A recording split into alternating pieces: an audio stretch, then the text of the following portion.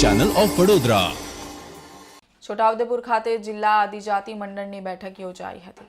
જિલ્લા પ્રભારી મંત્રી ભીખુસિંહજી પરમારની અધ્યક્ષતામાં વર્ષ 2024 અને 25ના આયોજન માટેની જિલ્લા અંદાજિત વિકાસ મંડળની બેઠક યોજાઈ।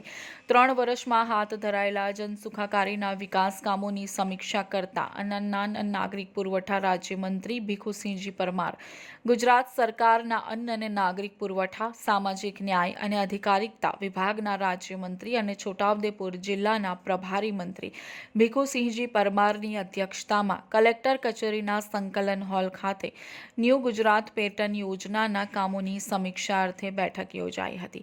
બેઠક દરમિયાન પ્રયોજના વહીવટદાર અને જિલ્લા વિકાસ અધિકારી સચિન કુમારે કચેરી હસ્તકના અને જિલ્લાના વિવિધ વિભાગોના 3 વર્ષમાં હાથ ધરાયેલા જન સુખાકારીના વિકાસ કામો પૈકી પૂર્ણ થયેલા પ્રગતિ હેઠળના કામોની વિસ્તૃતમાં પ્રેઝન્ટેશનના માધ્યમથી ચર્ચા કરવામાં આવી હતી। નાણાકીય વર્ષ 2024-25ના આયોજન અંગે મંત્રીની ઉપસ્થિતિમાં ચર્ચા કરવામાં આવી। આ બેઠકમાં જિલ્લા કલેક્ટર અનિલ ધામેલિયા અને ધારાસભ્યોએ આયોજન અંગે જરૂરી સૂચનો કર્યા હતા।